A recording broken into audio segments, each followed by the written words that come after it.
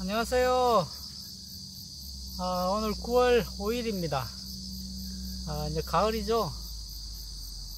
지금 아침에 해가 떠가지고 좀 눈이 부셔요. 저쪽, 저기, 이쪽이 이제 동쪽입니다. 저 햇빛이 이렇게 바로 쬐는 곳이. 그래서 어쩔 수 없이 선글라스를 껴야 돼요. 해가 너무 뜨거워서 선글라스를 껴고요. 이제 9월 5일이라서 지금은 이제 노지고추를 이제 마무리를 슬슬 시작해야 됩니다. 오늘은 이 고추 두둑에 대해서 한번 말씀을 드려 볼게요. 지금 이제 저 같은 경우에 보시면 이제 고추가 이게 노지입니다. 노지 고추가 계속해서 이제 착화가 되고 열리고 계속 익어가고 있습니다. 키도 계속 크고요. 지금 이제 가을인데 대부분 이제 또 마무리를 하시는 분들도 계실 거고, 또 이제 저보다 훨씬 더 잘 키우신 분들이 많이 계십니다. 이제 그분들 고추도 참고를 하시고요. 제 거 두둑을 보시면은 제가 이제 고추 노지에 두둑을 두 가지로 만들었어요. 하나는 이제 관리기로 해가지고 가장 크게 두둑을 이렇게 만들었고요. 그리고 여기는 이제 개운기 벼토기를 이용해가지고, 개운기 벼토기로 양쪽 고랑만 이렇게 내는 형식으로 두둑을 만들어서 여기는 두둑이 엄청 큽니다. 그래서 두둑이 일단 커야 돼요. 그래서 오늘은 두둑이 왜 커야 되는지 그게 대해서 6가지로 이제 분류를 해가지고 제가 설명을 드릴게요. 첫 번째로 이제 두둑이 커야 되는 이유는 일단 고추의 밥그릇이 크다는 겁니다. 일단 밥그릇이 크면요, 얘네들 우리가 이제 고추 두둑을 만들 때 퇴비를 많이 넣잖아요. 퇴비 넣고, 그리고 저 같은 경우에 석회고토가 칼슘입니다. 칼슘하고 고토는 마그네슘이에요. 그래서 칼슘하고 마그네슘을 같이 넣고 그 다음에 복합비료 이렇게 넣고 계속해서 이제 로타리 작업을 하잖아요. 그래서 이제 석회고토를 가장 먼저 넣고 로타리를 한번 쳐야 됩니다. 그런 뒤에 이제 퇴비 넣고요, 그 다음에 복합비료들 넣고 로타리를 한번 치고요. 그러고 나서 될 수 있으면 2주 이상 또는 이제 한 달 정도 전에 미리 치는 게 가장 좋고요. 아무리 짧아도 2주 정도의 터울을 두고 로타리를 치고 난 뒤에 정식을 하셔야 됩니다. 그러면 이제 이 두둑이 클수록 고추나무의 밥그릇이 커지는 거예요. 그러면은 얘네들이 이제 영양분을 받아들일 때 자기 밥그릇이 크기 때문에 이 고추 두둑에 밥이 많이 있습니다. 그래서 이제 밥을 꾸준히 먹을 수 있기 때문에 첫 번째는 이 고추 두둑이 커야 되는 이유가 밥그릇을 크게 해주는 겁니다. 그래서 이제 그게 첫 번째고요. 그리고 이제 두 번째는 쟤도 이제 여기는 이제 고추 두둑이 높기 때문에 시드름병이 없어요. 근데 이제 고추 두둑을 제가 이제 관리기로 아무리 크게 타도요, 관리기는 한계가 있습니다. 관리기는.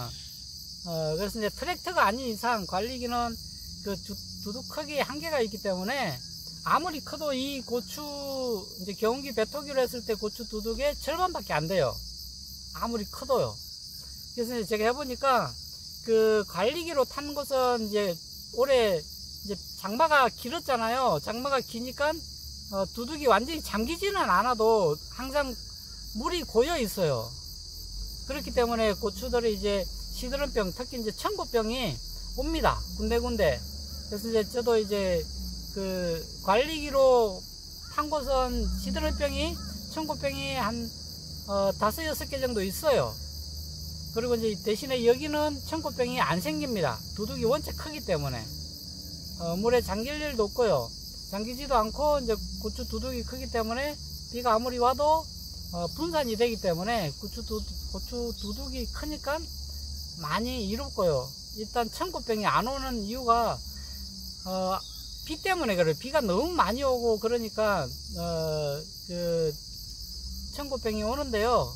그래서 내년에 여러분들도 두둑을 만들 때는 두둑을 뗄 수 있으면 크게 만들어서 시드름병을 예방하세요. 시드름병 예방에 좋습니다. 이게 두 번째고요. 자, 그리고 이제 세 번째는, 이 두둑이 클수록, 아까 이제 그 밥그릇이 크다 그랬잖아요. 두둑이 클수록 수분 유지에도 유리합니다. 그래서 이제 수분 유지에 유리하기 때문에, 얘네들 이제 물 관리할 때에도, 유리합니다. 그래서, 고추 두둑이 클수록, 얘네들한테 생기는 고추 배꼽 썩은병, 칼슘 결핍 있죠? 칼슘 결핍이, 적게 옵니다. 물론 이제 관수 시설을 당연히 안에 해야 됩니다. 관수 시설을 하고, 고추 두둑이 클수록, 거의, 고추 배꼽 썩은병, 그래서 칼슘 결핍이라고 그러죠. 배꼽 썩은병이 적게 옵니다. 거의 안 오기도 하고요. 그래서 두둑이 무조건 커야 됩니다. 자, 그리고 네 번째는, 똑같은 맥락인데요. 이 고추 장마가 오거나 물에 한번 잠기면요, 고추 뿌리 손상이 생깁니다. 그러면 고추가 회복이 잘 안 돼요. 한번 고추가 물에 잠기거나 비 피해에 의해서 너무 많은 수분을 흡수를 해버리면 뿌리 손상이 와요. 그래서 뿌리 손상이 오기 때문에 고추가 전반적으로 못 자라고, 그래서 고추 수확량이 줄어들 수밖에 없어요. 그래서 뿌리 손상을 최소화시키기 위해서는요, 고추 두둑을 높고 크게 만드는 게 가장 유리합니다. 저 같은 경우 여기도 마찬가지로 이렇게 이제 고추 두둑이 큰 곳은 뿌리 손상이 없어요. 뿌리 손상이 없는데, 관리기로 한 곳은 이제 뿌리 손상이 생김으로 인해 가지고 여러 가지 문제, 시드름병도 생기고요, 그리고 여러 가지 병들도 많이 생깁니다. 그래서 뿌리 손상이 안 생기게 하기 위해서 고추 두둑을 크게 하는 겁니다. 즉, 고추의 뿌리를 크고 튼튼하게 키우기 위해서 고추 두둑을 크게 하는 것이 유리해요. 9월 5일인데도요 지금 아침인데 이렇게 덥습니다. 땀이 계속 나네요. 여기 있어도. 제가 아까 다른 거 작업하다가 이제 이거 유튜브를 찍어서 그런지, 그러니까 일단 두둑을 무조건 크게 만드는 게 뿌리 손상을 적게 하고, 뿌리 활착을 좋게 하고, 뿌리를 튼튼하고 넓게 퍼지게 하기 위해서 유리한 면이 많습니다. 자, 그리고 이제 다섯 번째가,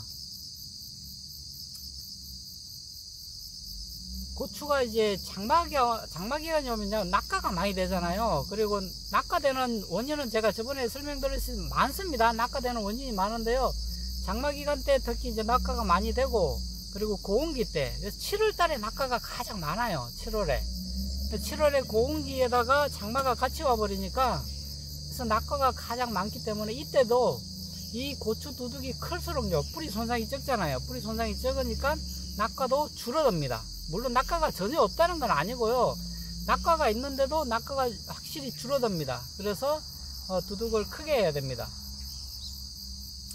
그리고 마지막으로 여섯 번째, 이러한 여러 가지 요인들에 의해서 고추 수확량이 확실히 많이 늘어납니다. 저도 이제 고추 두둑을 큰 곳은 고추가 확실히 많이 달리고요, 많이 달리고 수정이 잘 되고 고추 뿌리가 튼튼하니까 뭐 시드름병도 안 오고 낙과도 줄어들고 하니까 확실히 수확량이 많이 늘어나요. 그러니까 여러분들도 내년에는 하실 때 확실히 고추 두둑을 최대한 크게 하세요. 근데 관리기로는 한계가 있습니다. 그래서 될 수 있으면 그냥 고추 배톡이, 그 개운기 배톡이 있어요. 개운기로 해가지고 가운데 고랑만 타든지 해가지고 두둑을 관리기보다는 좀 크게 해야 돼요. 저 관리기로 해보니까 관리기는 좀 많이 옵니다. 여러 가지 병들이. 그래서 이제 그런 것보다는 확실히 이제 두둑이 크면 클수록 엄청 유리합니다.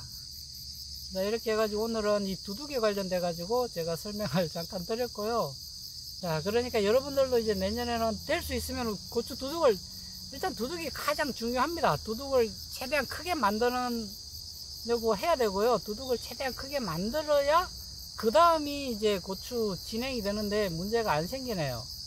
자, 그러니까 여러분들도 이제 내년에는 꼭 좀 고추 두둑을 좀 크게 만들어 가지고 우리가 물에 잠긴다든지 수분을 너무 많이 빨아들여 가지고 생기는 뭐 열과 현상, 그 다음에 뭐 배꼽 썩은병, 시드름병 이런 걸 다 예방할 수 있는 차원이 이 고추 두둑의 크기입니다.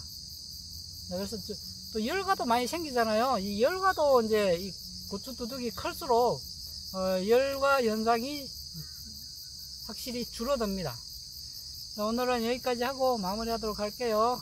고맙습니다.